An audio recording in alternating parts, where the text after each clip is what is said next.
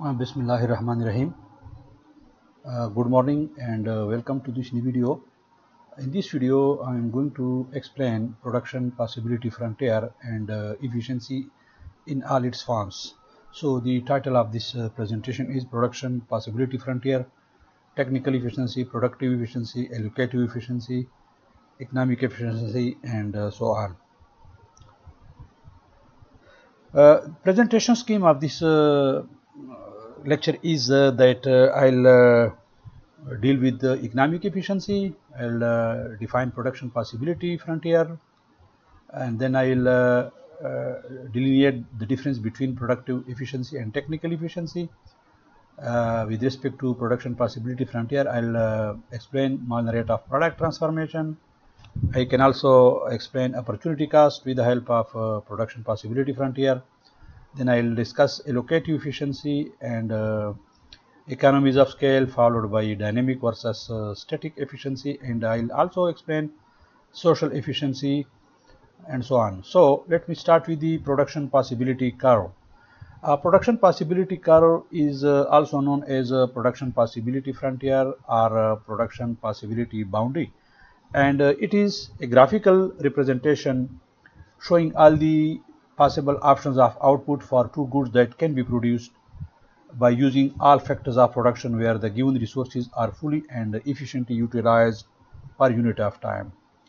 A production possibility frontier illustrates several economic concepts such as technical efficiency, allocative efficiency, economies of scale, opportunity cost, marginal rate of product transformation, productive efficiency, and scarcity of resources, which are the fundamental economic problem that all societies face.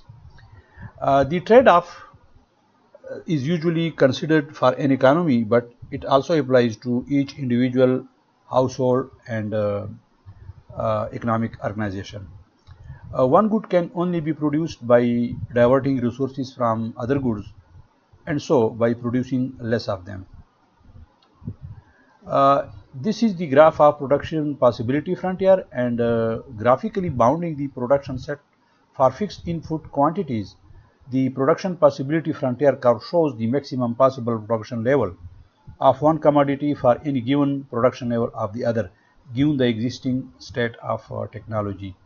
By doing so, it defines productive efficiency in the context of that production set.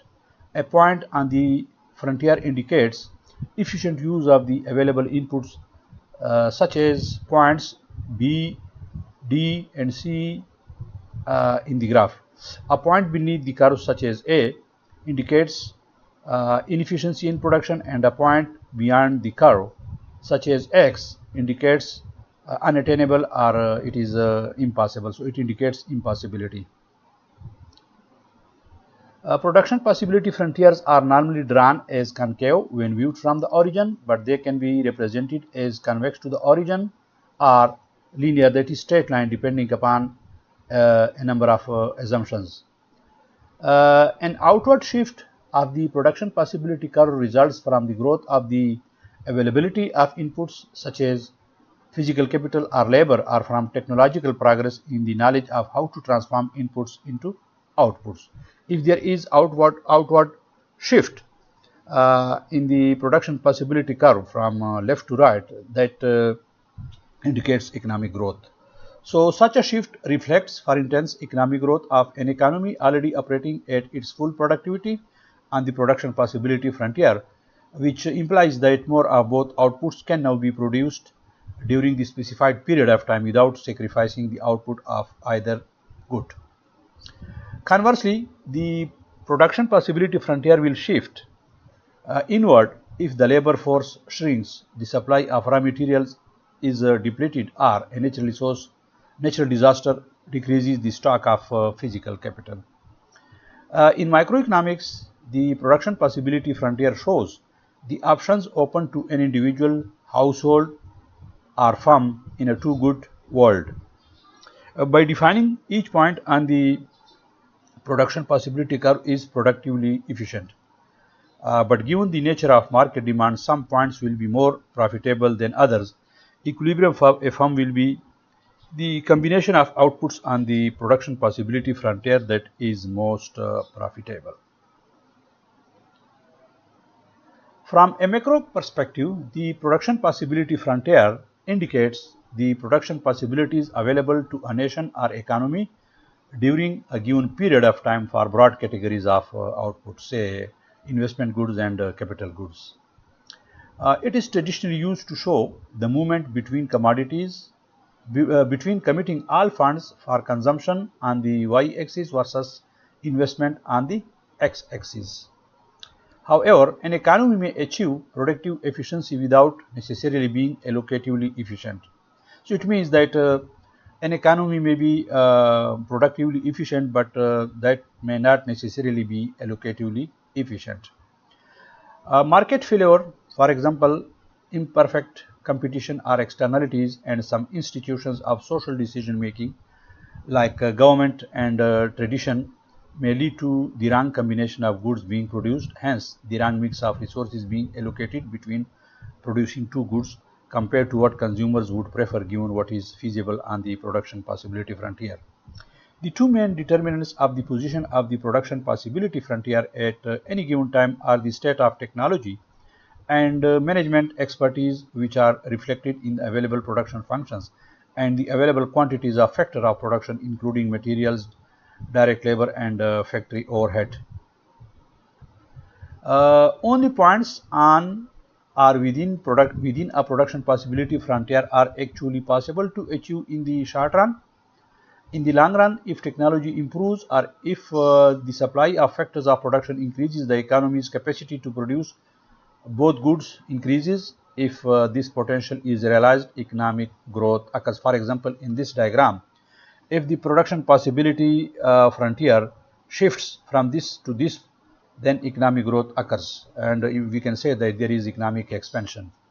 That increase is shown by a shift of the production possibility frontier to the right. In this diagram, we have two goods. One is butter and the other one is guns.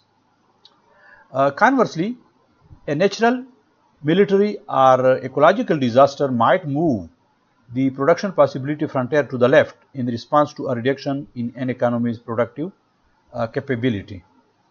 Thus, all points on or within the curve are part of production set, combinations of goods that economy could potentially produce. So this is about productive efficiency. This is also known as a technical efficiency, but there is a little bit difference between productive efficiency and technical efficiency. If the two production goods depicted are capital investment and the current consumption goods, the higher the investment this year, the more the production possibility frontier would shift out in the following years. Shifts of the curve can represent how technological progress that favors production possibilities of one good, say guns, more than the other shifts the production possibility frontier towards more along the favored goods axis, biasing production possibilities in that direction. Similarly, if one good makes more use of, say, capital, and if capital grows faster than the other factors, growth possibilities might be biased in favor of the capital intensive good. Also, a shift in the production possibility frontier could depict that there is an improvement in the technology or good use of capital goods. Production possibility frontier or production possibility boundary delineates the maximum amount or quantities of outputs an economy can achieve given fixed resources and fixed technological process. Points that lie either on or below the production possibility frontier are attainable, that is, the quantities can be produced with currently available resources and technology. Points that lie above the production possibility frontier or curve are not possible. They are unattainable because the quantities cannot be produced using currently available resources and technology. Points that lie strictly below the frontier are inefficient because the economy can produce more of at least one good without sacrificing the production of any other good with existing resources and technology. Specifically, at all points on the frontier, the economy achieves productive efficiency, because no more output of any good can be achieved from the given inputs without foregoing output of some good. Some productive efficiency points are Pareto efficient, impossible to find any trade that will make no consumer worse off. Pareto efficiency is achieved when the marginal rate of product transformation, that is the slope of the production possibility frontier, is equal to all the consumers' marginal rate of substitution. Similarly, not all Pareto efficient points on the production possibility frontier are allocatively efficient. Allocative efficient is only achieved when the economy produces at quantities that match social preference. A production possibility frontier typically takes the form of the curve illustrated above. An economy that is operating on the production possibility frontier is said to be efficient, meaning that it would be impossible to produce more of one good without decreasing the production of the other good. In contrast, if the economy is operating below the curve, it is said to be operating inefficiently because it could reallocate resources in order to produce more of both goods, or some resources such as labor or capital are sitting idle and could be fully employed to produce more of both the goods. For example, if one assumes that the economy's available quantities of factors of production do not change over time and that technological progress does not occur, if the economy is operating on the PPF, production of guns would need to be sacrificed to produce more butter. Looking at this diagram, if production is efficient, the economy can choose between combinations on the production possibility frontier. It will choose B if guns are of interest, C if more butter is needed, and D if an equal mix of butter and guns is required. All points inside the frontier, such as A, can be produced but are productively inefficient. All points outside the curve, such as X, cannot be produced with the given existing resources. So, point like X is unattainable or impossible. Not all points on the curve are Pareto efficient. However, only in the case where the marginal rate of product transformation is equal to all consumers' marginal rate of substitution and hence equal to the ratio of prices will it be impossible to find any trade that will make no consumer worse off. Points that lie to the right of the production possibility curve are said to be unattainable because they cannot be produced using currently available resources. Points that lie strictly to the left of the curve are said to be inefficient because existing resources would allow for production of more of at least one good without sacrificing the production of any other good. An efficient point is one that lies on the production possibility curve, but remember, any point on the production possibility curve is only efficient from the production point of view, or it is technically efficient. It may not be allocatively efficient. At any such point, more of one good can be produced only by producing less of the other good. That is, it has opportunity cost. So, we may define marginal rate of product transformation, which is the slope of the production possibility frontier at any given point, and it is called marginal rate of product transformation. That is, the slope of the production possibility frontier at any given point is called the marginal rate of product transformation, or MRPT. If you look at AA and then if you move to BB, then marginal rate of product transformation increases because the slope of production possibility frontier at AA is going to increase at point BB. So, marginal rate of product transformation is higher at this point as compared to marginal rate of product transformation at this point. The slope defines the rate at which production of one good can be redirected by reallocation of productive resources into the production of the other good. It is also called the marginal opportunity cost of a commodity. That is, it is the opportunity cost of X in terms of Y at the margin. It measures how much of good Y is given up for one more unit of good X or vice versa. The shape of production possibility frontier is commonly drawn as concave to the origin to represent increasing opportunity cost with increased output of a good. Thus, marginal rate of product transformation increases in absolute size as one moves from the top left of the production possibility frontier to the bottom right of the production possibility frontier. The MRPT, that is marginal rate of product transformation, increases when the transition is made from AA to BB. From a starting point on the frontier, if there is no increase in the productive resources, increasing the production of a first good entails decreasing the production of a second good, because resources must be transferred to the first and away from the other, and that is known as the opportunity cost. So points along the curve describes trade-off between the goods. The sacrifice in the production of the second good is called the opportunity cost, because increasing production of the first good entails losing the opportunity to produce some amount of the second good.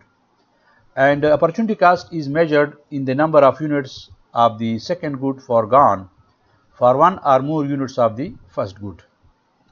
In the context of a production possibility frontier, opportunity cost is directly related to the shape of the curve. If the shape of the production possibility curve is a straight line, the opportunity cost is constant as the production of different goods is changing. But opportunity cost usually will vary depending on the start and end points. In the following figure, producing 10 more packets of butter at low level of butter production costs the loss of 5 guns, shown by a movement from A to B. At point C, the economy is already closely to the maximum potential butter. To produce 10 more packets of butter, 50 guns must be sacrificed. But opportunity cost will vary with depending on the start and end points, as I mentioned earlier. At point C, the economy is already close to its maximum potential butter output. To produce 10 more packets of butter, 50 guns must be sacrificed, as with the movement from C to D. The ratio of gains to losses is determined by the marginal rate of product transformation. So it means if we move from A to B, opportunity cost or margin rate of product transformation is less, that is -5. But if we move from point C to D, the marginal rate of product transformation or the opportunity cost of increase in the quantity of butter by 10 packets is 50 units loss in the production of guns. So that is why, because the slope of this line is higher as compared to the slope of movement from A to B. So the marginal rate of product transformation or the opportunity cost of sacrificing guns for butter is going to increase if we move from top left to the bottom right. Now we are going to discuss productive efficiency. It is concerned with the optimal method of producing goods at the lowest cost. Then there is allocative efficiency, and it is concerned with the optimal distribution of goods and services. We can take an example of an economy. An economy could be productively efficient in producing large numbers of goods, but if they were all for the left foot, it would be allocatively efficient, as no one would benefit from these low production costs, because both left and right shoes are needed at the same time. So if we are only producing boots for left foot, then they are of no use, because the society demands both left and right shoes. Productive efficiency is also known as technical efficiency, and it is defined as producing goods and services for the lowest cost. Productive efficiency is said to occur on the production possibility frontier. On the PPF, it is impossible to produce more of one good without producing less of another. In the diagram below, if we are at point A, we cannot produce more services without sacrificing goods. So, if we are at point A, we cannot produce more services without sacrificing goods. Point D in the graph is productively inefficient because we can produce more goods or services without any opportunity cost, because we can move either to A or to B, and with the same amount of resources we can produce at least production of one good. Point C in the graph is impossible or unattainable because we cannot produce more goods or services to the right or above the production possibility curve. Production possibility also involves producing at the lowest point of the short-run average cost curve, where marginal cost cuts the minimum of the short-run average cost curve. The concept of technical efficiency is related to productive efficiency. Productive efficiency is concerned with producing at the lowest point on the short-run average cost, and it requires technical efficiency. Productive efficiency will also occur at the lowest point on the firm's average cost curve. That is, if it is producing Q1 with the average cost as AC1. Usually, productive efficiency refers to the short run, but it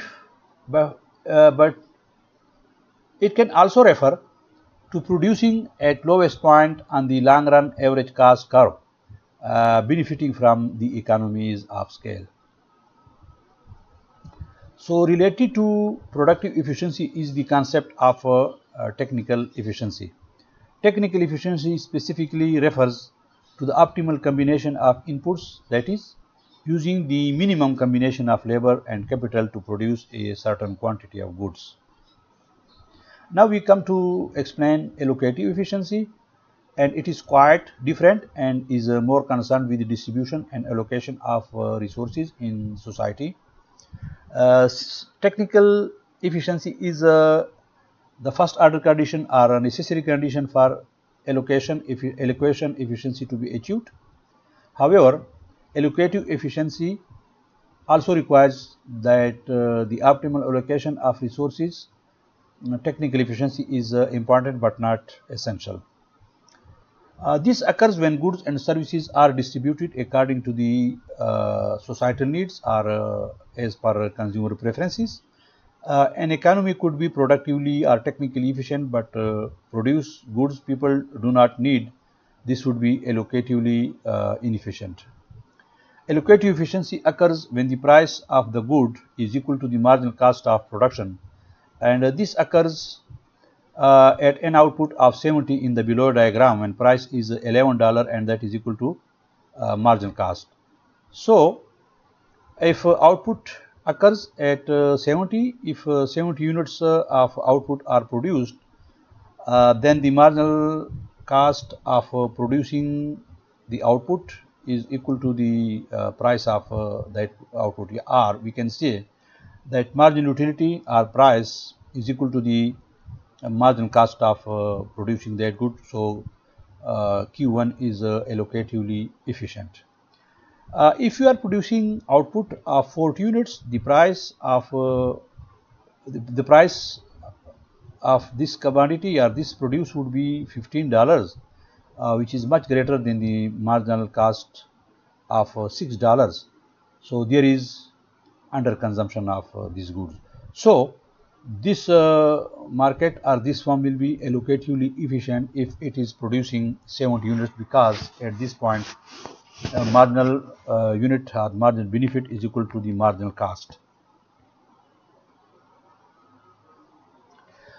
We may also explain economies of scale in connection with the lowest point on the long run average cost curve, and this occurs when the firms produce on the lowest point of its long run average cost, that is, if it is producing Q2 units of output and therefore benefits fully from the economies of scale. So there are economies of scale.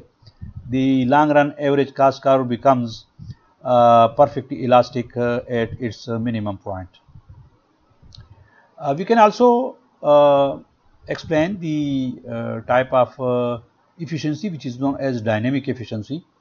And dynamic efficiency refers to the efficiency over time. For example, a firm in 2010 may be very efficient for the time period, but by 2017 it could have lost this relative advantage and by comparison would now be inefficient.